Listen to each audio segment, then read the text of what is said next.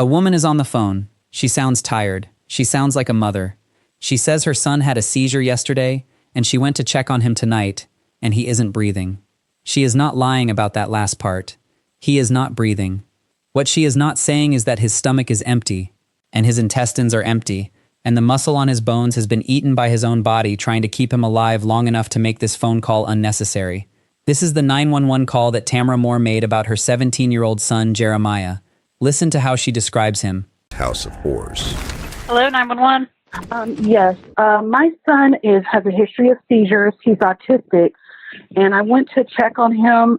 He had a seizure yesterday. I gave him his emergency seizure medication. I went to check on him this evening, and he's not breathing and no response. Okay, do you want to try CPR? I tried CPR on him and nothing. He's cold. He's cold. Okay. What's your name? I'm Tamara Moore. His lips are blue. Mm-hmm. They're blue. And how long ago did you find him? About an hour ago. I just didn't want to call. I just was in shock and trying to perform VDR on him. And when was the last time you saw him awake? This afternoon, about 1 o'clock, he was awake. And I prepared dinner, and I was bringing it to him and calling him. He's non-communicative, but he can make sound. Okay. And he was not responsive. Did you get him flat on the floor? He's actually, we got him on a cot, and that's where if he had a seizure, I have him on his favorite cot, which is downstairs for safety purposes, instead of putting him on the high bed. And so he's on a cot, and so if he falls, he won't be injured. And I just kind of wanted him to stay safe and confined, and just to kind of stay in bed for safety and just to heal and rest today. And, oh, Jesus. Okay. She just said out loud what she does not yet understand she just said. She waited an hour. He is cold. His lips are blue.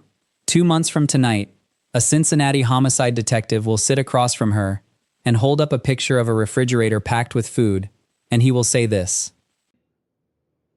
This is what he was laying in. It's not one day. That's a lot. Look at his diaper. You can't say that you changed him. I did. Okay? I did. Look at this. Look at it. Look at all the food in the refrigerator. There's no way a young man should ever die from starvation when you've got that much food in the refrigerator. That's not all my food, but I did. Tamara, be a human being right now. She does not know, in this 911 call, that a coroner is going to open her son up and find nothing in his stomach and nothing in 21 feet of intestine. She does not know that the dog collar in the basement is going to match the ligature marks on his neck. She does not know that the straps on his cot are going to match the marks on his wrists. Right now, all she knows is that her boyfriend just told her to call, so she called. And she is about to sit down with the detectives and tell them, calmly and at length, about the boy she loved. Jeremiah Moore came to Tamara at 11 months old as a foster placement. She adopted him at 5. He was 17 when he died. He had turned 17 days earlier. He did not speak in sentences. He had nonverbal autism and a frontal lobe irregularity and grand mal seizures, and he communicated in sounds his mother said she could read. He watched YouTube. He loved Batman. He liked the sound a basketball made. His aunt sent him books on birds. When the dog was still alive, JJ would take his book and take the dog and sit out on the deck and watch birds, and Tamara says that was their relaxing moment.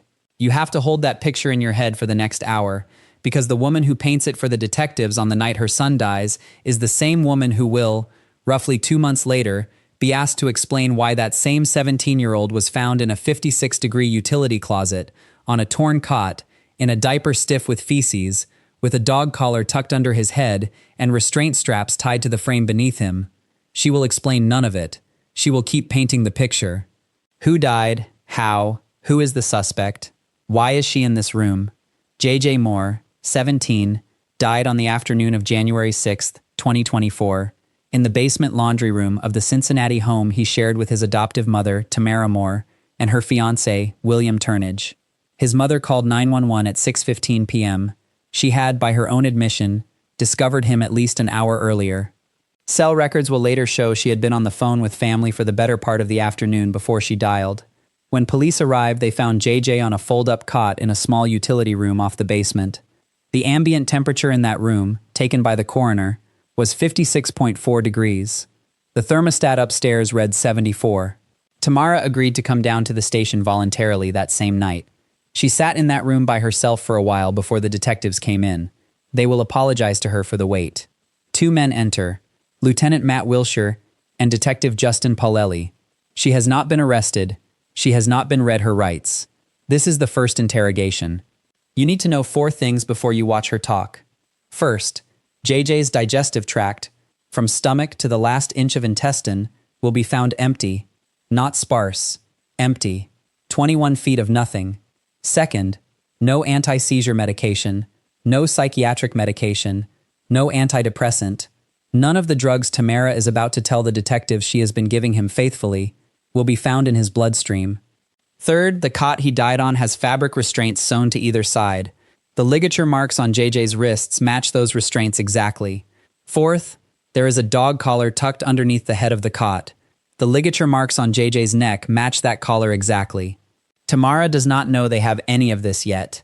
Neither does the coroner. The autopsy has not been completed the night she is first interviewed. So the first interrogation is her voluntary account, given to detectives who do not yet have the evidence to contradict her.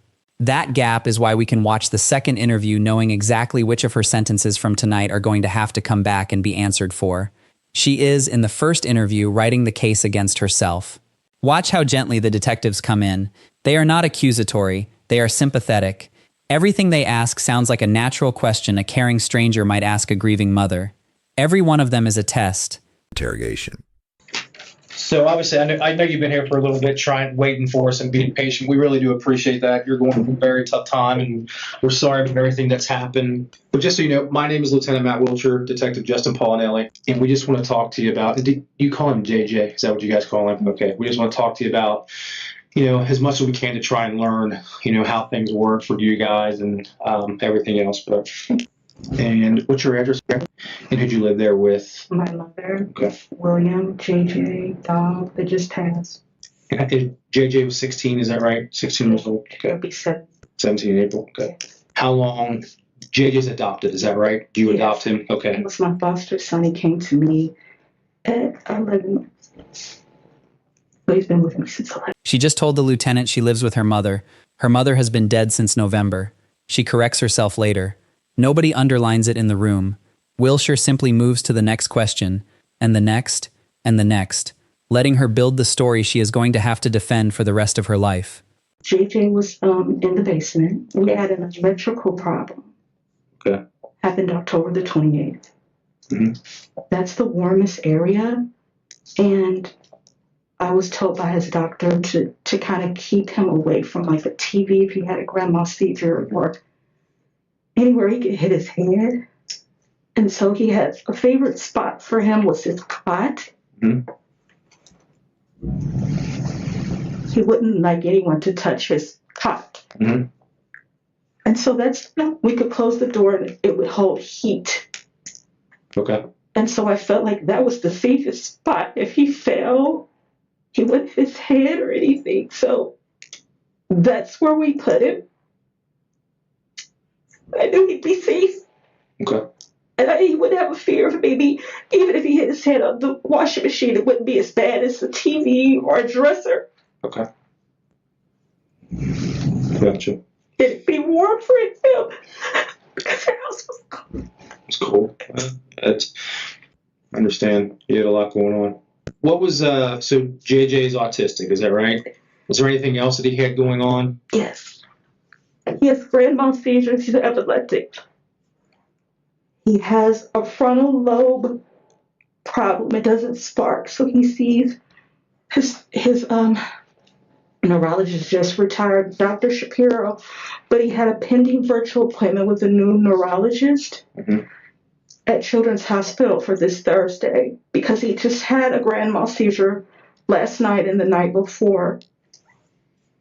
I just administered Naslin, and we seem to be doing okay, but I just wanted to follow up. Our car caught on fire, and I didn't have transportation, but I wanted to make sure that he was seen and to make sure that he had grown, and I just wanted to make sure that particular medication suited his growth because I didn't think it was enough to accommodate it. When you say medication to suit his growth, he was taking Anti-seizure. so anti-seizure. Okay. His pediatrician also left the practice, so I was trying to wait to find someone. But he sees his psychiatrist is Dr. Raina Gilmore. When's the last time you saw? She has just planted the seed she will need over and over. The basement is warm, the cot is his favorite, the door holds heat, and he had just had a seizure. Every single one of those claims will collapse. The coroner will say the room was 56 degrees. The seizure medication will not be in his blood. And the reason the door held heat, we will learn, is that the door had a lock on the outside. Oh, doctors, was that recent or? He sees Dr. Gilmore. We have a virtual appointment every month with her. She checks in every month just to see how he's adjusting with his medication because with his form of autism, he's basically non-communicative and he has a lot of self-injurious behaviors. When he's frustrated, he may bite or hit or so his medication is to kind of keep him calm. And so she's become like not only a good psychiatrist, but like a friend to him. When do you think the last time he was actually in a doctor's office was? Maybe 6 months ago. Did anybody ever come to the house? Did you ever have like home health care, anything like that? No. And no one comes to visit him there or visit you guys there or anything like that? Okay. Probably the biggest thing that... Nobody has been in that basement. Nobody has laid eyes on JJ in person in half a year. That is the isolation the case is going to rest on.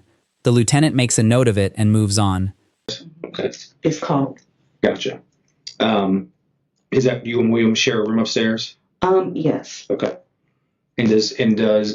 So you said that there's a cot that's by the washing machine. That's his special cot that he likes to have, his favorite cot. There's no other bed that he sleeps in or anything? Normally in his room there is, but it's too cold. Which room is his room? He has a third bedroom. A third bedroom? Is that upstairs or downstairs? Upstairs. Upstairs, okay. Gotcha. And he doesn't, what kind of activities is he, I mean, is there anything that he does? I mean, does he like color, draw? He paint, watches. okay. She sends tons of books on bird watching. He has big binoculars. He watches, we work on YouTube videos all day. He likes sounds. He likes basketball. He loves Batman. He just can't communicate. Right. But he's just a normal kid. Okay. Are you concerned about, obviously when he has seizures, he can fall or hurt himself or anything? Do you do anything to, if you're asleep or if you're not around, is there something that you do to prevent him from harming himself or falling from the cot? Yeah, so I move everything away. That's why I'm constantly going up and down the steps, even with my cane. That's why I don't want him in the room up there. It's cold, and it's not safe. It's just not safe. We took the glass. He uses my mom's shower. I took the glass out of the shower. And even though I'm there when he takes a shower, he hates that. But I have to watch him because I'm afraid that if he has a seizure in the shower, he could fall and hurt himself. Sure. Is he capable of doing those things on his own? Could he get up and walk to the bathroom, take a shower, take a bath? Could he do those things on his own? Yes. Okay. I mean, he wouldn't need you. I was going to say, would he need you to say, "Let's go do this"? And yeah, he would need that. Could he wash himself if he needed? If he was going to do that? With assistance, you can say, "Okay, JJ, wipe your legs, wipe your stomach, wipe your face." Okay, gotcha.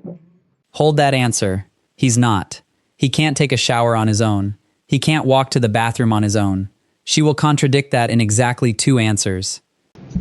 What were on the cot, there is like a cloth and like a strap that's on there on both sides of the bed. What are those? Those were there when he would try to hurt himself, Okay. but I didn't keep that on there. Okay. That was not working. When he would have a seizure, Mhm. he would get very aggressive, and it just didn't work. So there's like restraints. Is that what they're meant to be? I don't want to put the wrong word out there, but Mhm. it looked to me like what I could see from the pictures that there were some restraints. Mhm. Uh, And I Yeah. didn't like it. okay. That did not help. Was that suggested to you by somebody, or Mhm. it was it a doctor? Or, Mm-mm. no. No, Who was it suggested by? just a friend. Okay. Did you ever try using them?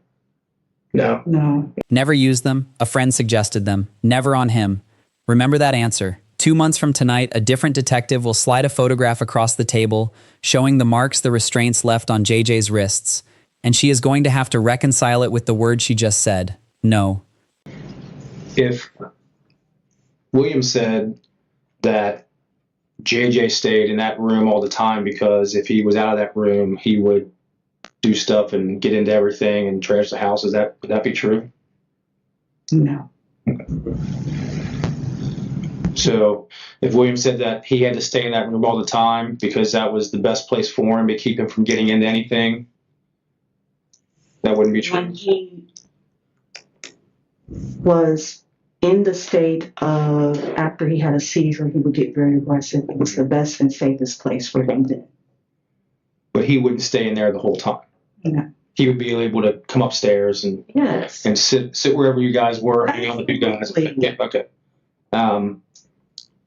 What'd you do today? How did today go? What'd you guys do? Did you wake up? JJ wake up? William wake up? Did you guys all wake up at the same time? Different No. times? Different times. I had Okay. to take care of some things and call my aunt and then check on JJ, but I did not want him to move around as Sure. much because he was sick. Okay. So did he stay in the room most of the day today? Mhm. Okay. So he stayed there. He didn't come up or anything like that. No. Okay. How often did you check on him today? I checked on him in the morning, and then when I went back down, I found him. Gotcha. Were you concerned that if there was anything in the basement that he could get into that could be harmful to him or that would be dangerous for him to be able to? She has been asked to knock down her fiancé's story. She does not know what William has already told the detectives.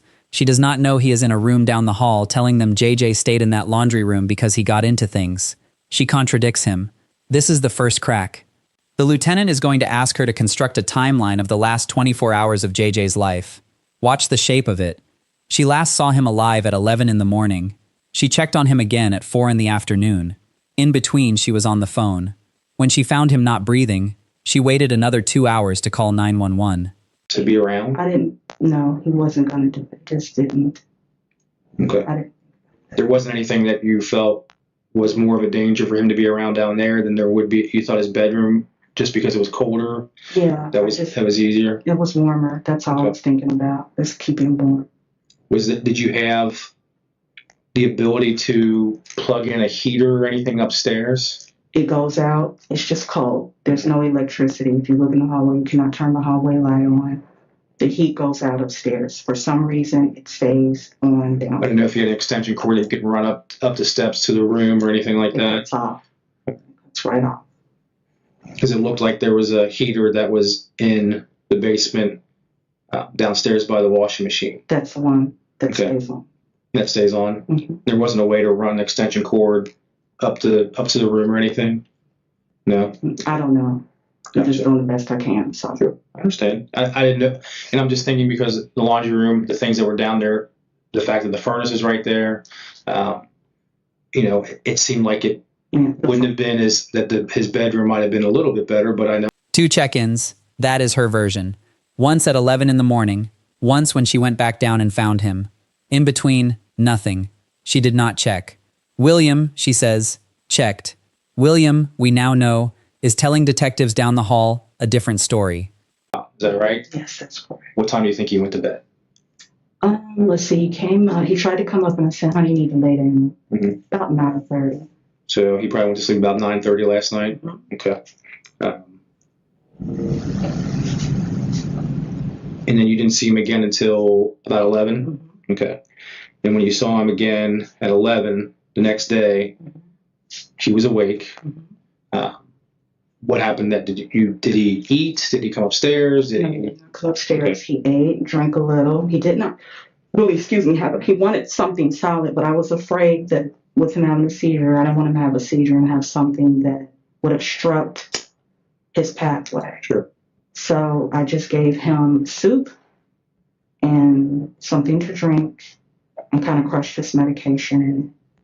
And I said, I'll check on you. I just need you to rest. And that was at 11. You gave it to him downstairs? Mm-hmm. Okay. Can he do that on his own? Can he eat the soup on his own? Mm-hmm. Okay. You didn't have to stay down there and feed him or anything? Okay. And he stayed down there that entire time? Just kind of curled up. Gotcha. What did William do? What does he do when he gets up? He got some coffee. I wasn't really paying attention to him because I was trying to handle what I needed to do for the day. Sure. Okay. So you got coffee, and he didn't do it. You don't know where he was. But yeah, Gotcha. I was on a mission to figure out, to call my brother and find out if we heard anybody about buying our house, to call au pairs, to get medication refills. I was not paying attention to William and what he was doing. So after 11, when's the next time that you saw JJ? After I made all my calls and I talked to my aunt, I said I need to check on JJ. I wanted him to rest. So I'm going to go down and see how he's doing. When I went down there, I knew that something was wrong. I just started calling 911 because I think I went into shock. What time? So you went down, thought something was wrong, and then called 911? I waited a while, honestly, until I called my brother-in-law. He said, honey, you got to call 911. What time do you? 5 hours between checks. And when she does check and finds him not breathing, she does not call 911. She calls her brother-in-law. He tells her to call 911. She does not do it right away. She calls her aunt, then her brother, then her father, then Sergeant Childress, then her cousin, then her brother-in-law again. Between finding him and calling 911, she makes 15 phone calls. This is the phone log Detective Coe will put in front of her 2 months from now. You think that you noticed that something was wrong with JJ? Closer to 4. Okay. 3-ish, 4-ish. So you never saw him between 11 and 4? I wanted him to rest. And I knew that after a seizure, he's very, very lethargic.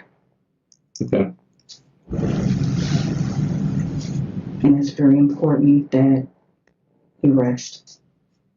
So after around 4, you waited a while. You say you waited a while to call. You called your brother? My brother-in-law. Okay, called your brother-in-law. What's his name? Terry What's his last name? Daniels. And then what Terry tell you? He said, I think you're in shock, honey. I think you need to go. I was like, I don't want anybody taking him. Did you tell Terry that you thought something was wrong with JJ? She did not want anybody taking him. That is what Terry heard. Not a mother in shock trying to save her son.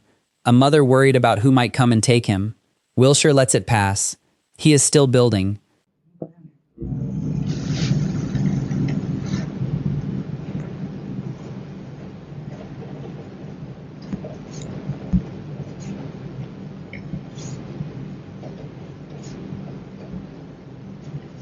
I noticed we noticed the lock on the door.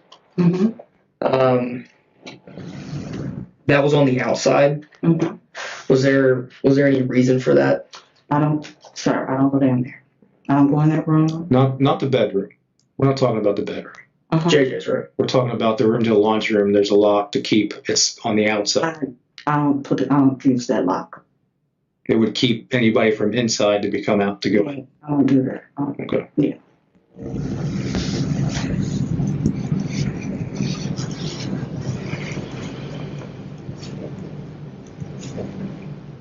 The lock is on the outside of the door. That is not a detail you can build a room around. She does not use that lock.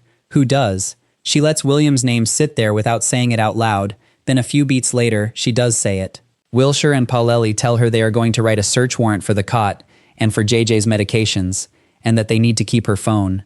They are professionally sympathetic. They apologize for it.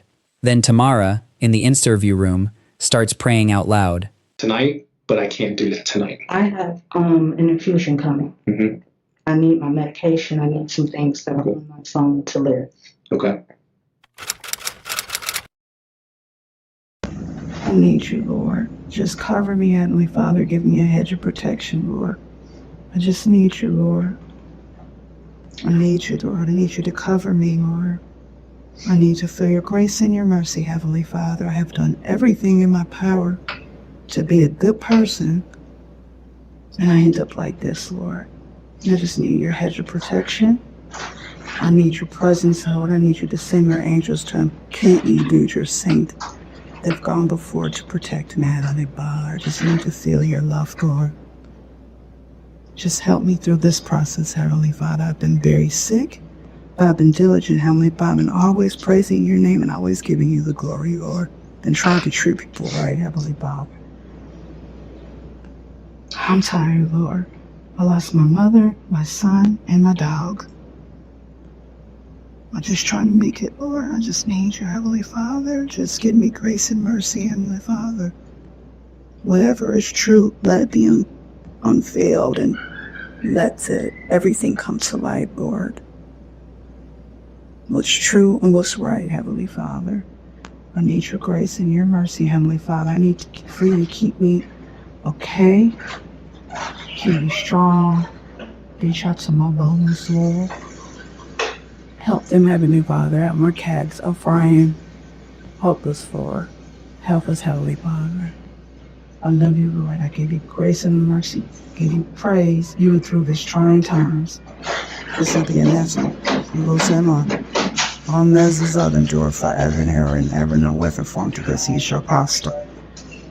I just still praise you, Lord. I still thank you, Lord.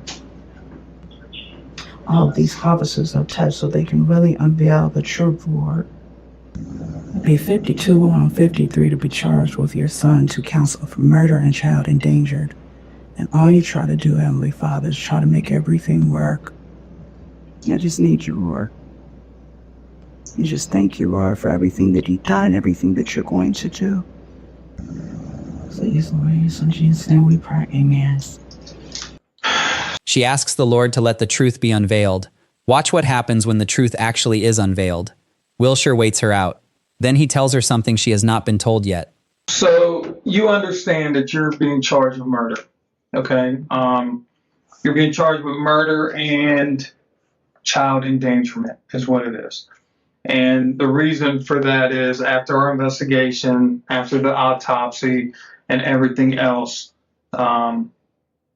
the coroner felt like there was no natural cause for his death. So I want to give you an opportunity to be honest. Sure. I can tell you, I know exactly what happened. Okay, I know why he died, how he died, and everything else. I want to give you the opportunity. I know you cared for him. You took care of him his whole life. That was your son.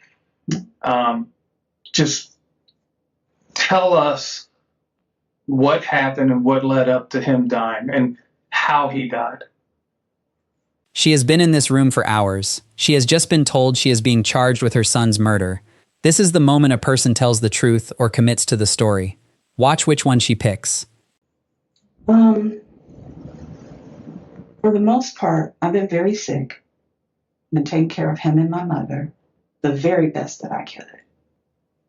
That particular morning, I had to find out some information concerning my mom's, whatever she had. I called my aunt because I was grieving and vomiting violently. I just asked William, can you check on JJ for me? I'm really sick, which I get. I have 3 autoimmune diseases. He said, okay. And what I do when I'm really, really sick like that, I have breakfast bars and applesauce. But he had a seizure the night before. So I was afraid for him to come up the steps because when he has seizures, he falls and he can hurt himself. He'll be walking if we're in the store, he'll just fall out. So I didn't want that. The downstairs is the only place that was heated the best, I thought. But as I researched and went down to clean, William had 2 heaters in the family room, which was pulling the heat. Our heat isn't really working adequately. When you say your heat, your furnace. So No, our electricity. Your electricity. Okay. All right, the furnace is fine. It's Okay. the electricity. Okay. So I've been calling to get around to see what we could do. And I'm sorry, I'm shaking, I'm freezing in here. Working with people working cooperatively to see if I should be on a list for them to help me get that done. So he went down and he said he's fine. And I've spoken with my aunt concerning my mom to ask her, do you know if she has any, anything? Can you tell me anything about any policies or anything? We need to get this done. For financial help. That's what you're looking for. Okay. Okay. And crying. It's still grieving the loss of my mother. We just laid her to rest in December. She passed of natural causes.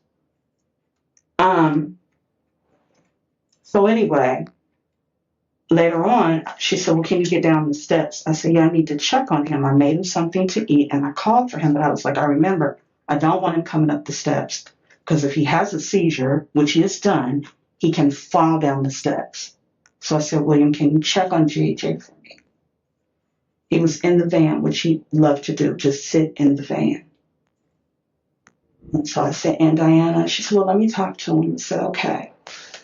When I went downstairs, which was later on when I felt strong enough for myself, because I was very weak as well, I walked down the steps and I don't know, I freaked out. I thought that I could wake him up. But his lips were blue and he was cold. That's what I remembered. And I just freaked out. I just wanted my baby to wake up. I just wanted him to wake up. And so I don't know what she said. I don't know what I said, but I said, I'm out to get William to help me wake him up. I went to the car, said, William, something's wrong with JJ. He's still sleeping. I didn't know that he was gone. I didn't know that he was gone. Mm-hmm. I said, his lips are blue. I performed CPR on my mom, but I was like, I need some help. And he just sat in the van. He just sat in the van. And I'm screaming outside. I need help. I need help with him.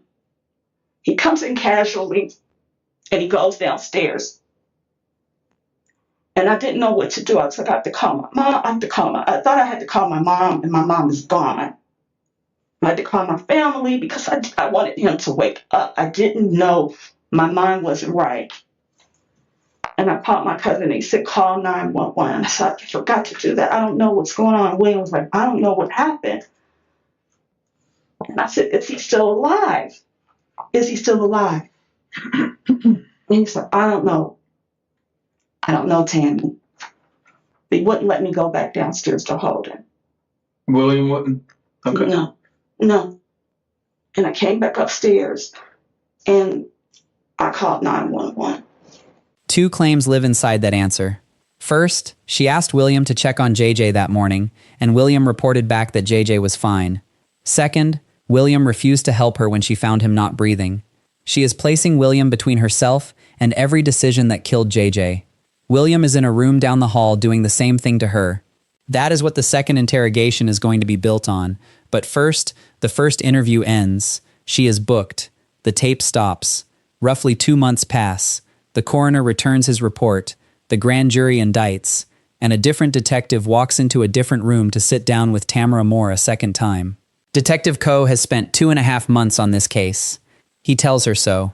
He has read every doctor's note, spoken to the school, flown to Atlanta to sit down with Aunt Diana. He has the phone records for the afternoon of January 6th. He has the autopsy. He has the pictures. He is going to walk Tamara backwards through every claim she made on the first tape, and each one is going to have a piece of evidence bolted to the back of it. Sure. Because what we try to do, obviously, whenever there's anything like this happens, we try to create a timeline. Mm-hmm. And some of the things that we know from the coroner and some of the things that you've said sort of contradict each other. Mm-hmm. So I'm trying to create a timeline. And looking at your phone, that morning you were making a lot of calls. Well, I know you called au pairs and you were calling some investors that, Not investors. well, somebody was trying to buy the house. Is that correct? No. Because you had quite a bit of, like, there was calls from investors that were returning your phone calls. Maybe so. I don't know. Okay. And then at 12:04 is when you began calling family. So is that when you found Jeremiah, JJ, non-responsive? I don't even remember. I think it was later than that. I think that William had said that he was okay and he had given him something to eat already. Okay. And I said, okay, well, let me call and ask Aunt Diana to make some more calls to try to see if we can get something to get this electricity back on. That was my main goal. So let me ask you, in your previous statements, you stated that you went down around 11 o'clock and you checked on him, that he was okay. You gave him some soup, you gave him something to drink. Yes. You gave him his meds, and I believe you said that you changed his pull-up. No, I did not say that. Okay. No, I did not change his breathe. You didn't That would have been too pull-ups that difficult. day. Okay. Okay. And I was going to do that later. Okay. So you said that was around 11 o'clock. And so again, you started talking, you called Aunt Diana at 12:04 p.m. and you talked to her with a few minute break. I mean, you hung up a couple times just for a few minutes. And then you would call her right back. But you talked to her for almost 5.5 hours that afternoon. I know again, going back to your initial statements, you said you went back down around 4-ish. That's what I thought. There. Yeah. And that's when you found JJ unresponsive. Correct. Now at 4 o'clock, your phone shows that you were on the phone with your Aunt Diana. So again, I'm just trying to create at this point. It's not that big of a deal, and that's where I just need you to be honest. Yeah. I mean, you said you found him at 4. You didn't call until 6 initially. That was your initial statement.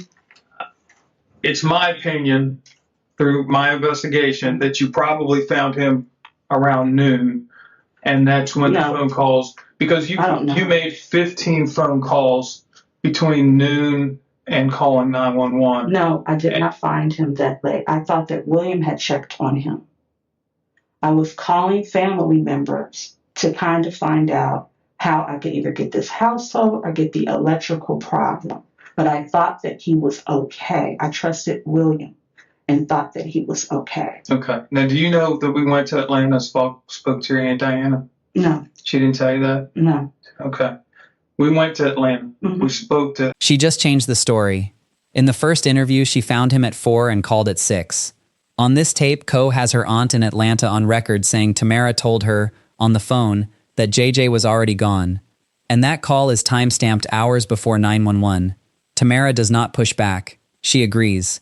I was on the phone with her screaming, "He's gone." She has just admitted she knew he was dead and did not call. Aunt Diana, because she wouldn't return our phone calls. She's telling us something different. Okay, she stated to us that yes, you called and informed her that Jeremiah had passed. I was on the phone with her screaming, "He's gone and he's unresponsive. He's not listening to me, Aunt Diana." Okay. So these are just the little things that I'm trying to clear up, because the investigation is showing things that you're telling us that aren't corroborating together. Your statements and what other people are telling us and what we have physical evidence just doesn't match up. That's where I wanted to give you an opportunity today to be honest, because we know why he died. Okay. Do you know why he died? I don't. You don't know what would have caused him to die? No. Okay. No, I don't. I called people, but I was calling people like my baby. I don't know what happened. So I did make a lot of calls to family members. Yeah. I mean, over the 5-hour period, actually 6 hours before calling 911, you called 1, 2, 3, 4, 5, 6, 7, 8, 9, 10, 11, 12, 13, 14, 15. You made 15 phone calls. I probably did. I said, I think he's sleeping in. And then, Terry, obviously, at the end there. Yeah. Yeah. Told me that I need to call 911. Right. Yeah. And then a few minutes. There it is again. Twice, in 2 separate interviews, she has said out loud that she did not want anyone to come and take him out of the house. Not I couldn't bear to let him go. Not I was in denial. She did not want anyone to come and see the room. She has said the reason without meaning to. Ko does not react. He turns the page in his folder. The staging happens from the weakest evidence to the strongest. Ko does not lead with the empty intestines. He leads with the lock on the door. Something Tamara has already agreed exists. Then the restraints. Then the collar. Then, at the end, the autopsy. Each piece narrows her exit. Watch the ceiling drop. Minutes later, you ended up calling. I did not want anyone to take him out the house. Okay. Can you talk to me about the lock on the door, on the laundry room door? Were there times where you would put JJ in the laundry room and just lock him in there where he couldn't get out? No. What about William? Probably yes. Yes. So there was times where JJ would be locked The lock in the laundry room. The lock was for the dog initially. The lock was for the dog. Okay. Why was the dog able to open a door? He put it on there. I don't know. When you say he, you mean William? Mm-hmm. Okay. Because that doesn't make much sense, to be honest. I mean, I'm not. No. It doesn't. I'm just trying to figure out why the lock would be on the outside of the door. I don't. He put a lock on the dog. Now, sometimes when the door knobs are like the vertical kind where they can reach down, okay, I would understand it. But this was a knob that you would have to turn. I understand, but Okay. I never locked that door with JJ in it. But your statement is there has been times where he has been locked in that laundry room. William would. Okay. Do you know for roughly how long or why you would do that?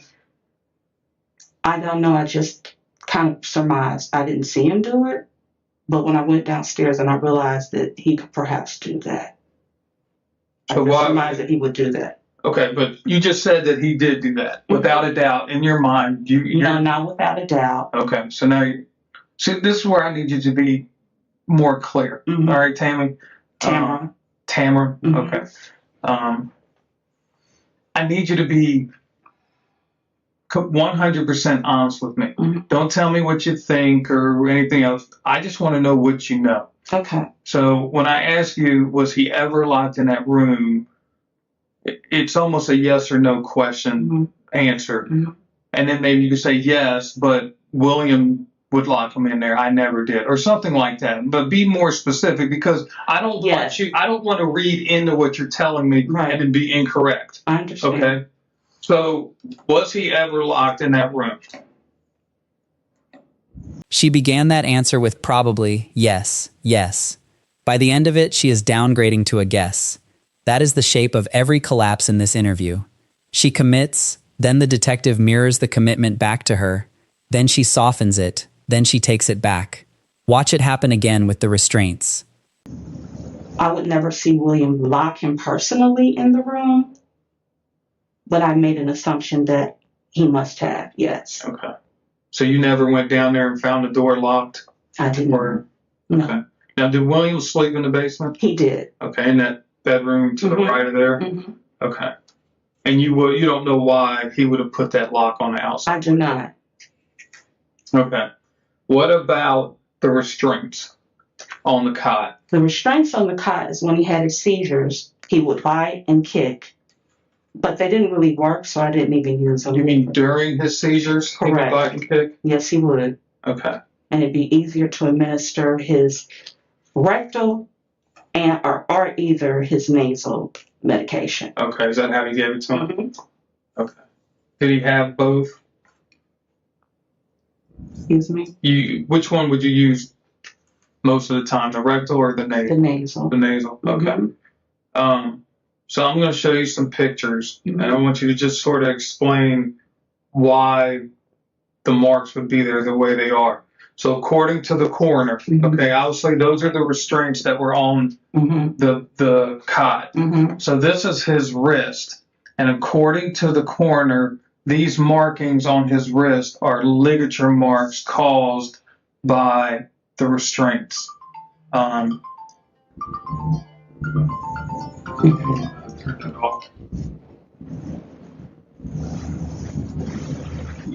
Can you explain that to me? I can, but we didn't use these. I quit using them. You quit using them. Yeah, So they you didn't used really them work. in the past. Yes, I did. Okay. A couple of times, and then I stopped. Okay. Is there a reason why you left them there, or you didn't take them off, or? I'm just trying to understand. I understand. Okay. I just didn't take them off. Okay. How long ago when was the last time you used them? 20 minutes ago on this same tape, she said she had never used them at all. Now she has used them last year. Never used them, quit using them a couple of times, only used them to administer medication, never left him in them. 4 positions in 90 seconds. Co does not chase any of them. He shows her the next picture. Okay.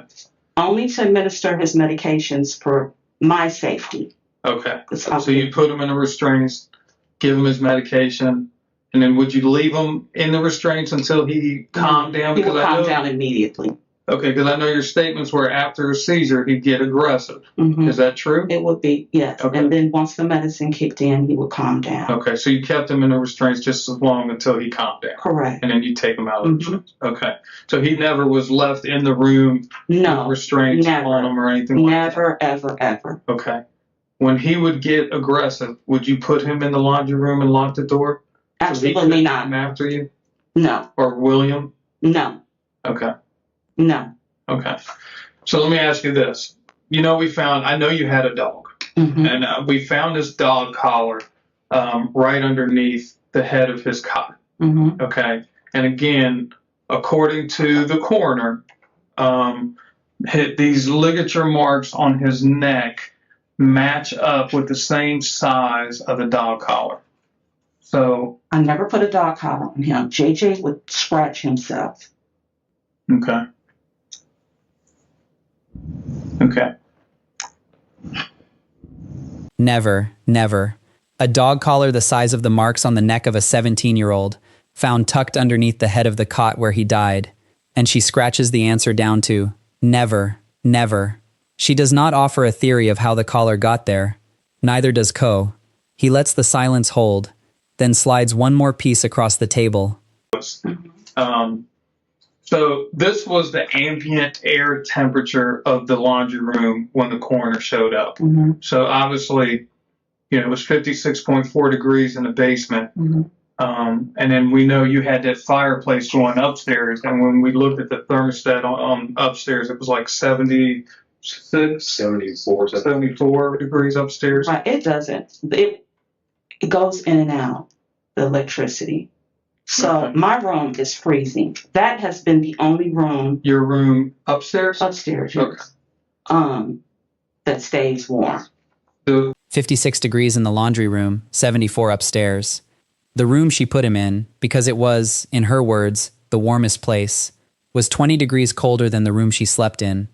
And when he confronts her with it, her first move is to protect her own comfort. My room is freezing! Watch that instinct. She will do it again. What room stayed? Downstairs. So the laundry room's the only room stayed But you can close it and kind of keep the door cracked, and he had a heater in there. Okay. I don't know why it was that cold that day, because it's a heater in there. He's usually warmer than I am. Okay. All right. So let me see what else. So you don't know why he would have died No, or what caused him to I die. don't. Okay. Now I was like, when we found him, I know you said you went down and you fed him that morning some soup and gave him his meds and everything else. When we got there at 6 o'clock, I don't know if you remember or, I don't. but the condition of the cot and the condition that he was in was pretty bad.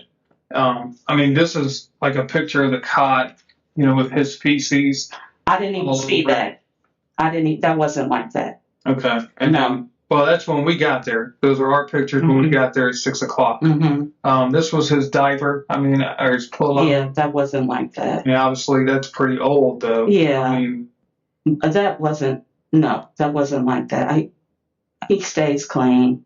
I take care of my son. well, the thing, again, I'm trying to understand because when I look at this picture, I see something that, in my opinion, had to be. I mean, honestly, I'll be honest. This looks like it's been on him for days. No, no. I mean, with the dried up I see that. feces, No, everything else here. no, Okay. no. So when was the last time you think you changed his? The day before, Okay. the day that he had the seizure. Okay.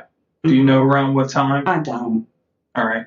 Because again, I'm not trying to upset you, but I want you to understand why I'm asking you these I questions. understand. Obviously, that's what was on the cot. You know, I mean, the cot was pretty bad. So I'm just trying to get a better understanding, help me understand. Because when I look at these pictures, I think, okay, his pull-up hadn't been changed for days. You know, it's never I been. mean, he had feces all over him, his shirt, his arms, his hands, his legs. I don't even, when I went down there, I don't even remember seeing any feces on him. I don't know where my mom was, but I don't remember that. When I remember rocking him, I don't remember seeing any feces. She rocked him. She insists she rocked him, and she does not remember whether he was covered in feces. Those two sentences do not exist in the same reality. Coe does not raise his voice. He puts the pictures away and asks the question the whole case has been built to arrive at. Sacrificed your life That's what parents do. to be able to take care of JJ and your mother. Correct. And I would do it again. Okay. All right. There was no, like, I'm just done. I can't do it anymore. Never. My whole process was get the house cleaned up, but we couldn't get any electricity, sell it, and me and JJ go into something else and live a better life. Okay. So I'm just going to show you these pictures. Obviously, there was electric in the house, correct? Because the refrigerators were working. And obviously you had tons of food in multiple refrigerators. Those are not mine downstairs. Those are not mine. The refrigerators are not mine downstairs. Those are Williams. Okay. So you didn't share food together, or? No. Well, I'm just asking. So the food in this refrigerator, William wouldn't eat? Yeah, he would eat our food. Okay. But he had his own food. Okay, so he wouldn't allow you to go down there and eat your food? No. But your refrigerator you had plenty of food, correct? Yeah. So that wasn't an issue when you couldn't afford food or anything like that? I was struggling. My aunt and family members would send food, but... Send food or just send money for food? No, Instacart. Especially when my mother they would order it at like Kroger's or something? Okay. But food wasn't an issue? Never. Okay, so that wasn't a problem? No. So if I tell you that JJ, the cause of death for JJ was that he starved to death, would you be able to explain that to me? Why? I couldn't explain that. He ate all the time. Well, I know he had pica, so he wanted to eat all the time. Yes, right? He had pica. Yeah. Did you have a funeral for JJ? Was there a funeral? No. Okay. What did you do with his body? He's been urn. He's been cremated. Okay. So again, we believe that the cause of death was starvation, which means that he wouldn't have eaten anything for, if not days, weeks. And he would have been very weak there at the end. Let me finish real quick, because I want you to understand what we know, so you can. I honestly I think you know the truth. I don't. You know the truth. I don't. And I want to give you the opportunity to be honest. Sure. Because we know the truth.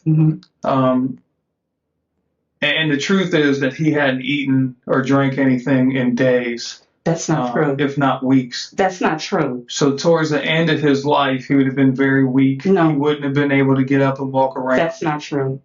That's not true. That's absolutely not true. And let me say this.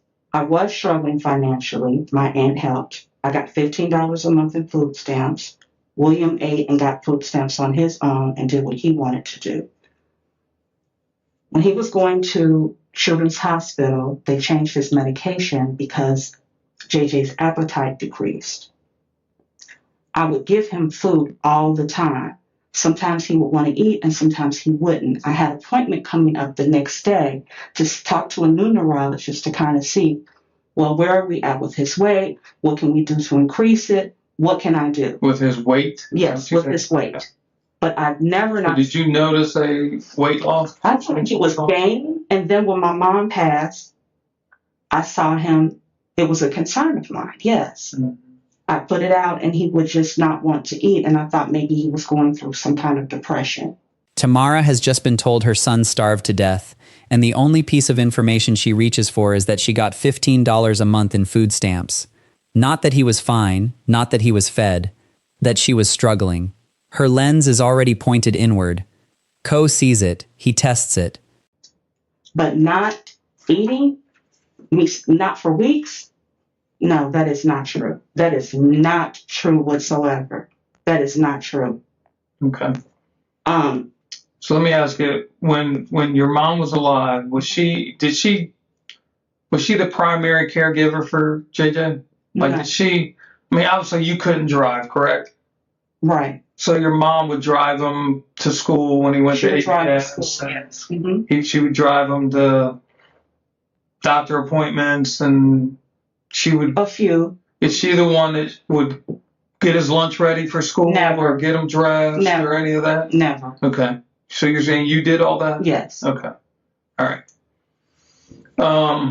Most of the correspondence, like with doctors, when you spoke to the doctors, Mm-hmm. and I'm talking when your mom was alive and healthy, Mm-hmm. who were those conversations with mostly? I'm sorry. So if you spoke to a doctor, Mm-hmm. would it be you talking to the doctor, your mom talking Me. to the doctor, or would it 30%, remember that number. Detective Co is going to bring back the school records, the AB school JJ attended, and every single person there is going to describe Grandma as the primary caregiver. Grandma who picked him up, Grandma who did lunch, Grandma who died in November, 2 months before Jeremiah did. care of him? Everything in here, Grandma is a part of. And a lot of times, well, I don't want to say a lot of times, but there are times where it was her by herself and you weren't there. Because I was very sick. Okay, but so she with the she took care of JJ, because the people I speak to at ABS, I spoke to, look, we've been investigating this for 2 months, Mm-hmm. a little over 2 months. Mm-hmm. I've spoken to everyone that knows JJ. Mm-hmm. Okay. And when I speak to his school, the people that dealt with him at school, it was Grandma. Grandma's who they dealt with. Grandma was who picked him up. Grandma's who made their lunch. Grandma's who, did everything for him. Not that you weren't a part of it, but Grandma was the one that was driving. She was the one taking care of him. She was the primary caretaker when she was healthy. She was not. She was the care. She would take him to school. I had him on a very strict diet of no gluten. I bought his food. I made his lunch. I bought his clothes. She got in the car. I gave him a shower, got him ready, and that's how it was. She was with me because she was my support system. I was at every ETRs, IEPs, and she was with me. So that is not the truth. So I think she's more involved than just 30%, what you're trying to say. So, no, she wasn't. But I appreciate what you're trying to say. We're going to agree to disagree. She wasn't. okay. Let me ask you this real quick too. I mean, we talked about JJ having some type of caseworker or manager for him as well, and that I know that he didn't know. Agree to disagree. Not about a memory, about whether the dead woman helped raise the dead child. That is the phrase she picks. Co lets it land. Then he does something the first interview never did. He tells her what he thinks actually happened. First time was that you tried to do CPR, but you didn't do. I don't think I did. I think I was just rocking him, trying to wake him up. Okay, gotcha. And William didn't try to do CPR on him that you were aware of or that you saw? No. Okay. Not to get too personal, but why did you kick William out? let's not use that term. But Okay. Why did you ask him to leave?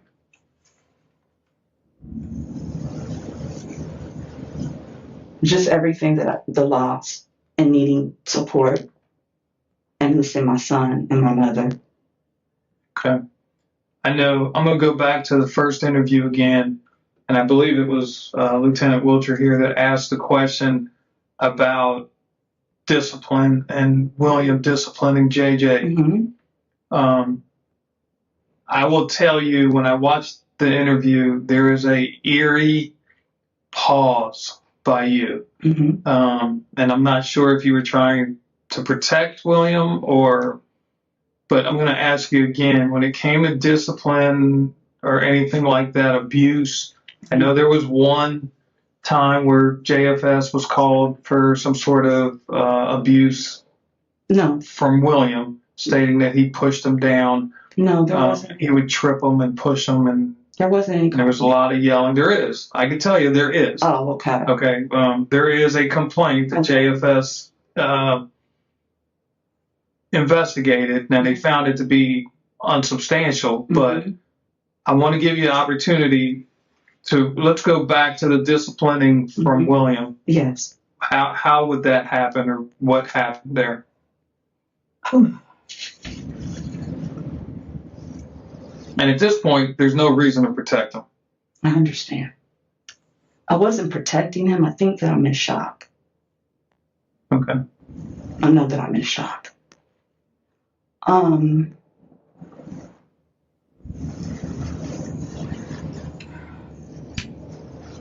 wasn't brought up with horrible discipline, and I tried to get William out of my home for quite some time. It was too harsh and overkill, ridiculous. It was scary. I'm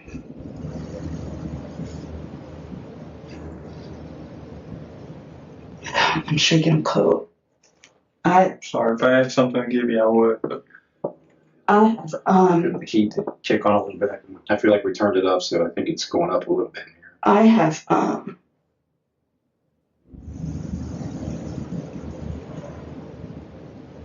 it was too much. It was horrible sometimes. His yelling, screaming at the both of us. At the both of you? Okay. Yeah. It was bad. And so I just tried to keep things together for my family. Taking care of my mother with a limited budget. Being very sick myself. And trying to love my son. I would never try to starve him. I would never hurt him. But my main goal was to move. And I guess I had this dream that we would have a better life. Selling the house and getting something smaller so that I could give him a better life. Away from William.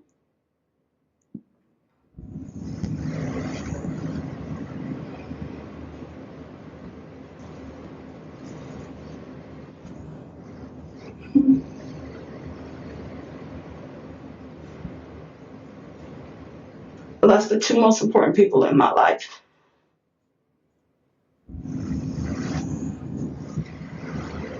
I was just trying to hold on. I was just trying to make it better. But I would never hurt him. She fed him, William fed him, the soup was in the room, the food is on the counter waiting for him. Each of those sentences has a witness on the other side saying no. The coroner is one witness. 21 feet of empty intestine is another.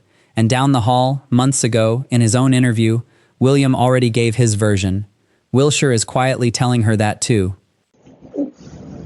I would get in between them. And I didn't have anybody to go to. I didn't have anybody. I did call the police one time. And it was like, if he lives there, you can't kick him out. You have to go through the process. And I thought by moving, that could separate it. The more that he stayed there, like he broke my garage doors, he's damaged my home. that by moving we could separate, and that JJ and I could have a better life. I would never starve my baby. I would never do that. I would never do anything that hurt him. But I felt like these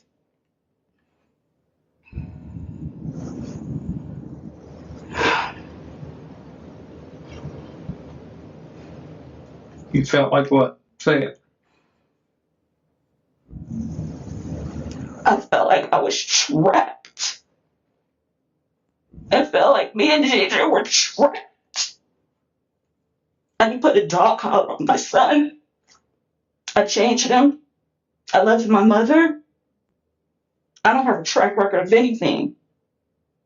I went to school, college, I got sick. But my main goal was to keep my family together and to love them and give them the best quality of life that I could. I just didn't understand what was wrong with him, and I just wanted him to go on with his life. It felt like a nightmare. You're talking about William. I'm talking about William. Okay. So you had all this go on. You know, your mom died in late November. Your dog died in January. JJ died in February. You know, now you're in an abusive relationship with William. I know. For the first time, she describes William as an abuser, yelling, screaming, tripping her son, and in the same breath, 3 lines later, she is still saying she would never hurt him. Coe does not correct her. He asks about the collar. You said it a few times in the first interview, you were just tired. That's a lot. It's a lot for a person. And sometimes people get to their breaking points. Okay? I'm not saying you didn't love JJ. Okay? But people get to their breaking point sometimes. And sometimes they just don't know what to do. And they make irrational decisions. Not that you're a bad person or that you're not educated or you're not smart, but you were at the end of your rope and you didn't know what else to do. Because everything that we've investigated, okay, and I'm probably shouldn't even tell you this, but bottom line is he starved to death. He was not fed for days, if not weeks. That's not true. It is true. It is. You can't say it because here's the difference. You can say that, but the evidence, there's no doubt, there's no fighting the evidence from the autopsy. Okay? There's nothing that you can do to change the fact of what we found in the autopsy. Nothing. Sir, I'm telling you that I fed my son, that he ate, that I didn't starve my son. You said you fed him that day. You said you fed him food that day. William fed him, supposed to fed him that morning, and then I fed him. When you all came, I had food out there on the waiting for him. Well, I will tell you that between the two, whether you or Williams, whoever, it was our understanding. She said stab. Nobody in the room has said the word stab. Nobody has been accused of stabbing JJ. He starved. The word slipped out because somewhere inside her a defense was rehearsing every possible accusation. The rest of the answer is a list of every act she has been told she committed, denied one by one, in order. A dog collar. Changed him. Loved her mother. She is not answering the interrogation anymore. She is reading a defense back to the room. Doesn't support that you fed him because there was nothing in his stomach. I don't understand that. I fed him. And I understand that you don't want to understand or you don't want to believe that. But that's the part where we're trying to ask you about how things were. And if you were at that point, when he's talking about the breaking point, is there something that just in your mind you said, I can't do this? No, I took pride in loving and caring for my son. But let me ask you this. I know that you talked about how you didn't go to the basement very much because that was William's bedroom over there, but you had a hard time getting up and down the stairs sometimes. How do you know that JJ was being fed? Were you making the food, which is what you're telling us, that you took care of him? Yes. And then William's job was to bring it to him? Yes. Is that usually how it works? Yes. Okay. And then when they were done with food, who cleaned up? Who got the dishes or brought it up or anything along those lines? JJ will bring it up, and then we'll get a shower and we do our work. Okay. But there's a history of me always feeding him. There was no breaking point. I took pride in whatever I had, making sure that he ate. Did you see that he was eating? when I called him in the evenings, in the afternoons. Like, did you see him physically eat? Did you eat with him sometimes? Did you Yes. go in the room and watch him eat? Did you I would feed eat. him? I would eat with him. Did you have the ability to, like, again, or I'm sorry, did JJ have the ability to feed himself, use a spoon, a fork, Yes, he did. whatever he could feed himself? All that Yes. stuff. Yes, he did. And that's what I'm asking you, if, you physically watched him eat his food. Yes, But the food that he ate that day, you did not see him eat. I did not. Okay. But did you see him eat the night before? Yes. And then did you see him eat the day before that? Yes. There's still no food in his stomach. There's nothing in there. There should be some food in there. Well, again, I understand. I understand you want to believe that, but we're telling you that I understand. medical professionals who do this for a living Mm-hmm. and examine JJ, Mm-hmm. there's nothing there. There's nothing in his stomach. Not only is there nothing in his stomach, but there's 21 feet of intestines that there was nothing in also. I don't understand that. So what we're telling you, this is where I tell you, like, there's no disputing it. Mm-hmm. Okay, we have physical evidence that you can't just say, well, I don't care what that says. I'm telling you I fed him, because I'm telling you you didn't feed him. Okay. And I'm telling you I did. Well, the evidence shows otherwise. Okay. And I will be honest with you. I want to be respectful. I understand you're going through a lot and everything else. Bottom line is, I think he was locked in that room for more than 2 or 3, 4 or 5 days, if not weeks. He wasn't fed. He wasn't given any water or anything to drink. He wasn't given his medication, and he laid on that cot and he suffered and he died because of neglect from you and William.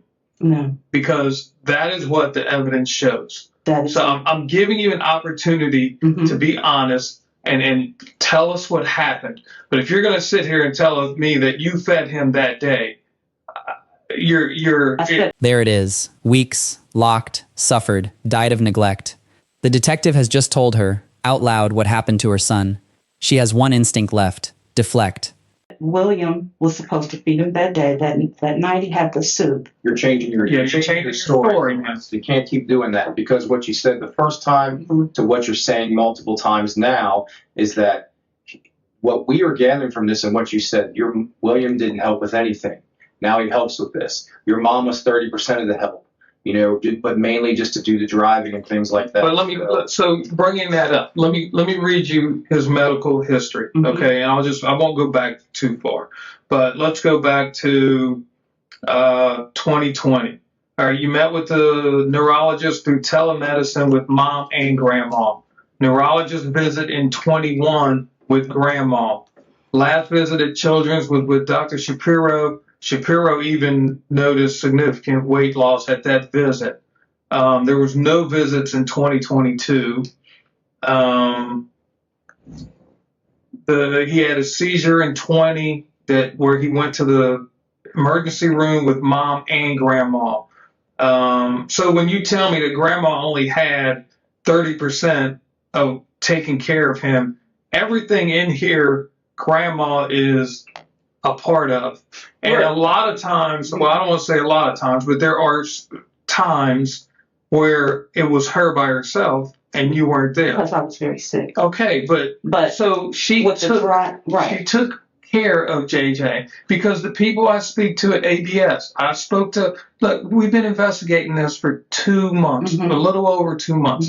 I've spoken to everyone that knows JJ, okay? And when I speak to his school, the people that dealt with him at school, it was grandma. Grandma's who they dealt with. Grandma was who picked him up. Grandma's who made their lunch. Grandma's who, did everything for him. Not that you weren't a part of it, but grandma was the one that was driving. She was the one taking care of him. She was the primary caretaker when she was healthy. Everyone she has moved in front of her, and behind her, and beside her, William, Grandma, Aunt Diana, has been reassigned by her in real time. William did nothing, except this. Grandma did 30%, except when she is being blamed. Aunt Diana is fine, except that she went to Atlanta and told the truth. Co is the first person in the room to name the pattern. Detective Coe has been in the room, at this point, for a long time. He has walked her through the phone log, he has shown her the pictures, he has told her what William said, and what Aunt Diana said, and what the coroner said. She has denied every one of them individually, so he tries to catch the pattern in a single sentence. Being. He suffered and suffered and suffered. This wall's gray, right? Yeah. Yes. You're telling me every time I say this wall's gray, you're basically saying no to everything that we're telling you. That can't be true. I'm telling you this wall's gray, and you're saying no, it's black. I'm telling you it's gray. A seizure. After he was dead. She has just said that, out loud, in an interrogation room. Coe does not laugh. He does not sneer. He asks her to try logic instead. Then why isn't it is I don't understand that. I don't understand that. I don't. And I just don't. I don't understand why his medication wasn't in his system. Can we work on a little bit of logic at this point? Can we go with logic? What's logical at this point? I mean, I think that's kind of where we are. We're trying to come up with reasonable logic as to why things are happening, while you're coming up with just completely irrational logic to say you don't know why. But the answer is you do know why. I don't. People starve because they're not fed. That's the logical conclusion, right? People that are supposed to take meds but they're not in their system, it's because they weren't getting their meds. That's logical.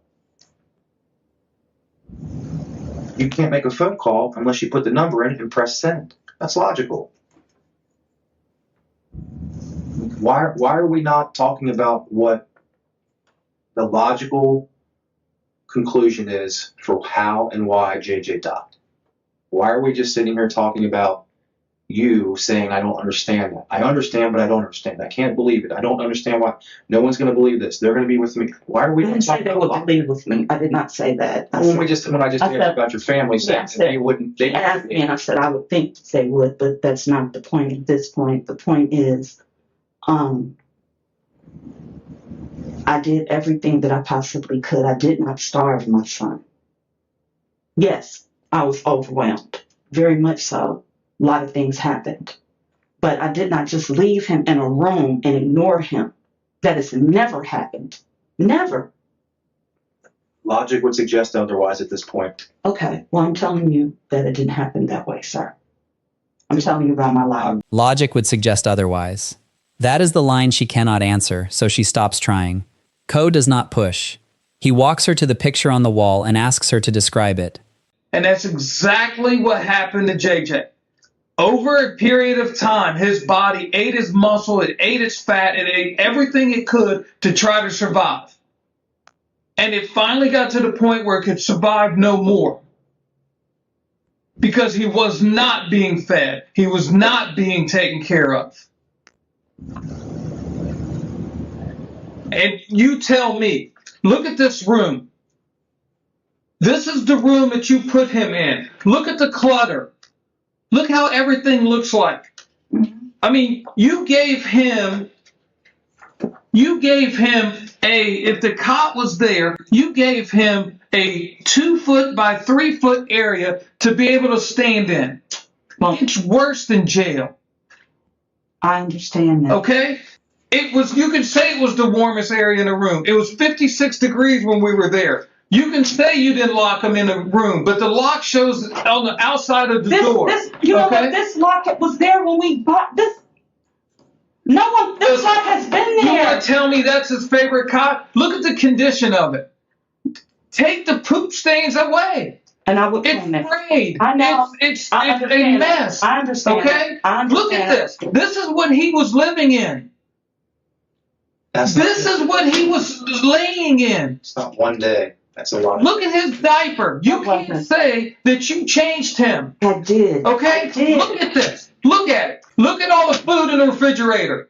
There's no way a young man should ever die from starvation when you've got that much food in the refrigerator. That's not all my food, but I did. Tamara, be a human being right now. This is the moment the detective leaves. He has said the phrase, "You cannot say twice in an interrogation without meaning it." Good luck in court. She stays alone in the room. She asks the officer, who eventually comes back in, to turn the heat up. A third officer, one Tamara has not seen before, walks in alone. He is calm. He is patient. He explains to her, in the plainest language on either tape, what a jury is going to do with this case if she does not give them a reason not to. Excuse me, can you turn the heat up a little bit in here for me, please? I don't know how to do that, I'll be honest. How you doing? How you doing? Trying to warm up. How are you? I'm doing well. Is there anything else you want to say? Talk to the other two that were in here before. Anything else you want to go over? Anything like that? Just kind of giving you one last, I don't know, different change of pace, different face in here. No, I appreciate you giving me that option. I'm just kind of in shock right now. I would never do anything to harm my son. I want to state that. And Well, here's what I'm going to do. I'm going to give it one last opportunity. That's my job. Okay, is to give you an opportunity to, I don't know, help yourself out, if you will. Okay, I've been a police officer a really long time. I've been through numerous death investigations, homicide trials, all of the above. Okay, and you've never been through this. Okay, and here's how this is going to go. Okay, we always prepare for the worst case scenario. Okay, worst case for us meaning that this ultimately is a trial. Okay, and I fully appreciate and understand the fact that this is absolutely everything for you. Okay, this is 100% all about you right now. Okay. What the state is going to do, okay, is the state is going to prove their case. All right. Well, how they do that is in front of a jury. Okay. And what they're going to do is they're going to say things like, they're going to get up there and they're going to start laying out pictures. Okay. And this is in front of a jury. They're going to say, hey, look at this. Look at this. Look at this cot. Look at the conditions of this. Look at this.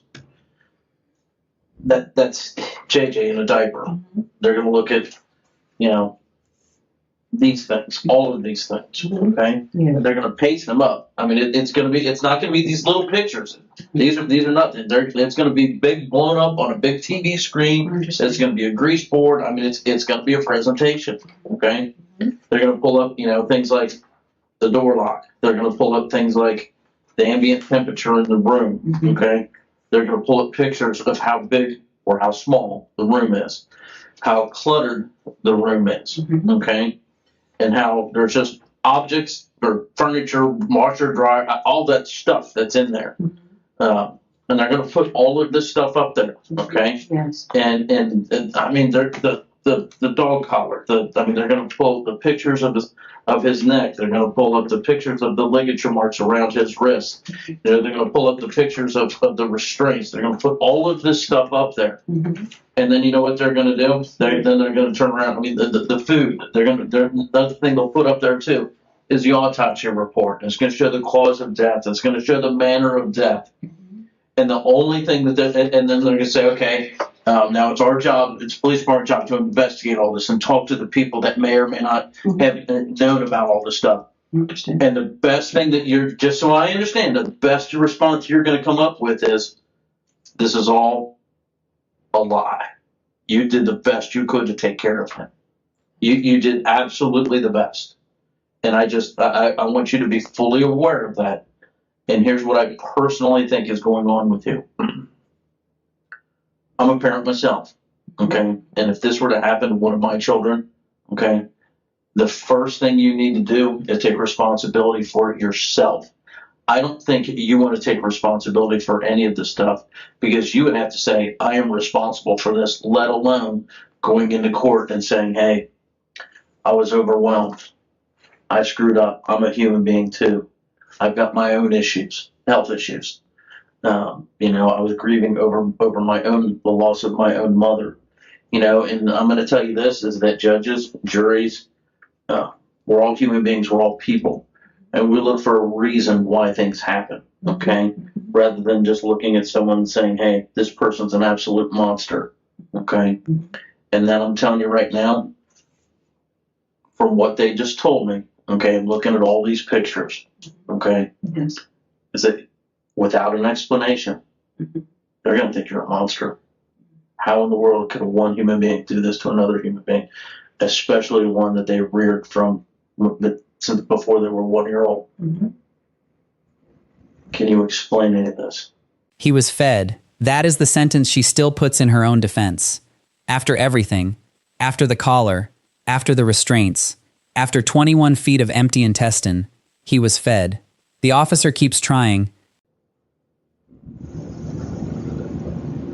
I mean, I'm basically laying this all out to you, like saying, hey, I screwed up. I'm going to take responsibility for my actions here. And you're just like, nope, not going to happen. Can I make a phone call, sir? I just, Do you want to be done here? I've spoken about this, you know, to go over it and over and over it. I don't know what else to say. You are. Okay. Well, I know what you could say is, hey, I screwed up. Absolutely. I screwed up. I need to take responsibility for my actions. That's what you could say. That would ring a note to a lot of people. They would be like, hey, we all have issues in our lives. Okay. You had a bad one. Your mother had just passed. A lot was going on in your own personal life. And it's unfortunate, okay, that JJ died as a result of this. It is. Okay. You're right, it is. But on the other end of it too is to say that, hey, this is just business as usual, which is what you've exactly explained here. This is business as usual, and I don't understand how in the world he died. That's what you've explained. That's the way I understand it. If that's not accurate, then please let me know. No, you've explained to me what happened. The detectives did. I don't understand for myself how he didn't have any food in his system. That's the hard part for me. As usual, this is just a regular day on Belgreen, whatever the address is, up on Belgreen, and it's unfortunate that he died this day. If that's not accurate, please let me know. It's very sad. It's very unfortunate. Is that accurate? Yes. That's accurate. Okay. All right. Well, it is what it is. I don't know what were you getting at, but I screwed up. I was in a dark place at this point in time. I should have given him more attention than what I did. But you're saying that no, you did absolutely nothing wrong, and you're as pure as the driven snow. That's what you've explained to me. This is business as usual. It just so happened he died. No, I didn't. I noticed absolutely nothing wrong when you came in there and fed him soup, which is an entire line of I can't reconcile that. I mean, I can't imagine that you didn't know something. If he really ate soup, drank soup, whatever you want to call it, he had to have sat up. You can't have soup when you're laying down. And I can't understand how if he sat up, like you said he did, how you wouldn't notice that. No reasonable person can be like, yeah, I could see how she'd overlook that. Nobody's going to think that. I didn't see that. But how about I'm sorry? Man, I fucked up. I'm sorry. use those words. No. I wouldn't say the F word, but yeah. I'm sorry that he's gone. I'm sorry for the way that he's gone. I'm sorry if he suffered. I never left him unchanged. He had a seizure. I didn't want to move him. I was afraid if he walked up the steps, he would fall and hurt himself. I made an appointment the next day to be seen, even if it was virtually, with a neurologist with my concerns about his seizures and his health. I would never starve him. I was not putting him in there and putting a dog collar or locking him in there for any kind of whatever reason. That was the best thing at that time. The cot was easier. That was his favorite spot, no matter if it's raggedy or whatever. That was his thing. He loved that cot. The cot was better because the bed, he would fall off the bed and possibly hit his head during a seizure. So I just left that. My responsibility, yes, it was to take care of JJ. Yes, it was to make sure he was good. I thought that I was doing Concrete floor there, isn't it? Yes, but it's still, better than other than upstairs. Man, I'm sitting there looking at all these pictures. Business as usual. That is the phrase she agreed to. Not that she screwed up. Not that she was overwhelmed. Not that she made a mistake. Business as usual. The officer offers her the sentence she could have said. She does not take it. She asks for her phone. They say they don't see any medication. He's had medication. He had seizure medication the night before nasally. I don't know why that's not coming up. I can't understand why there wasn't any food in his intestine. I don't know what to say. Now, as far as the responsibility of giving it to William when I was sick and saying, can you feed him?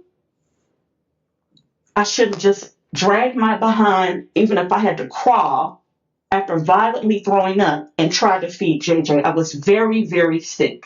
How you said you were sick? Like, tell me about that. Like, how sick were you? What do you mean? What do you mean? 3 autoimmune diseases. Okay. I get it. It's a long term, but it's like you said, violently throwing up. I mean, Yeah, that's what happens. okay. All right. And so I depended on him thinking that he was going to do that. But it's not like I just said, oh, I'm going to give up. I'm not going to feed JJ. It's never been that way. Or I'm just going to set him down here and he's going to be locked up in this situation. It's never been like that. He comes upstairs, he reads, he watches YouTube, he goes to sit out on the deck, he watches birds. He does everything that I possibly could to make him happy. I was getting back to my life and making sure that he was getting back to his the best way that I could after caring for a very sick mother, after me being sick and trying to hold everything together.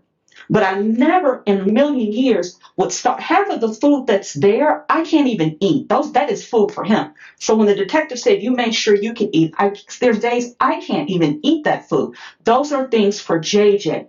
Plates for JJ, shoes for JJ, clothes for JJ. Everything has been about him. When I don't have, he's had. If your mother died, a stroke. Well, she was she septic. living with you? Or Yeah, she was living with me. No, I was her caregiver. She was septic. She was septic. She died at the house, or She died in the hospital. okay. So I guess she got sick and went to the hospital. And Yeah, natural causes. And so I didn't starve her, natural causes. And so everything that I did was to make sure that they were okay. Every single thing. It wasn't like I left him in there, I put a dog collar, I said, don't go here and just poop on yourself. Absolutely not. Absolutely. Left his food out for a week, wanting him to come back alive. She has just described leaving out a plate of food at a shrine for a boy whose body was still in the basement she had not opened the door of. She does not hear what she just said. The officer does. Absolutely not. I loved him, and I still do, and I will always love him. He'll always be my son. And for me to be accused like this, I know you all are only doing your job. I don't understand it. When I say that I don't understand why there wasn't any food, I don't. I don't. I don't. And for me to also say, well, didn't you all, when you came in, see that there was food that was there that it got? As a matter of fact, I was so depressed that I left his food out for about a week, wanting him to come back alive and eat the food. I was shocked when I discovered and saw him like that. I was shocked. I tried to rock him to sleep. I didn't know if there was feces or not. I probably had feces on my clothes. I don't know. I don't know. I don't know, sir. all right. I don't know. I've been honest.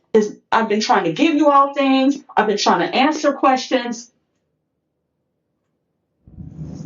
You know, this is what I'm telling you, my truth, what I did, and how I was able to take care of him. I would never withhold any food from my son. Never. And the night before. Listen, I don't know you. I've never met you before a day in my life. Okay, but from an outsider looking in, and this is the way it's going to be presented in court, is that your mother was probably the primary caregiver for JJ, and JJ survived about 3 months without her.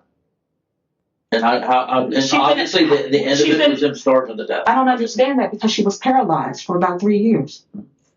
Well, apparently somebody was taking. Well, maybe at her direction you were taking care of him, but as soon as she stopped giving you direction, you quit doing it. I don't know. No, sir. That's ridiculous.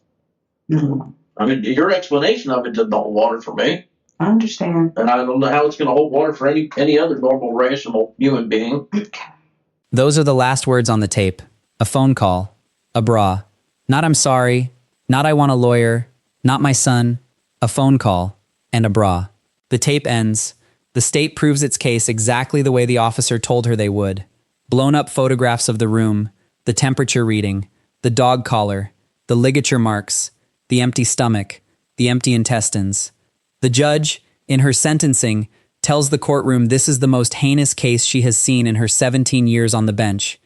But if that's what you want to hang your hat on, personally, I think I'd be like, hey, I messed up. I screwed up. Am I allowed to make a phone call and am I allowed to put on my bra? Tamara's boyfriend William pled guilty to involuntary manslaughter and child endangerment and agreed to testify against Tamara. He was sentenced to 11 to 15 years in prison. Tamara received the maximum sentence and got 15 years in prison after pleading guilty to involuntary manslaughter and child endangerment.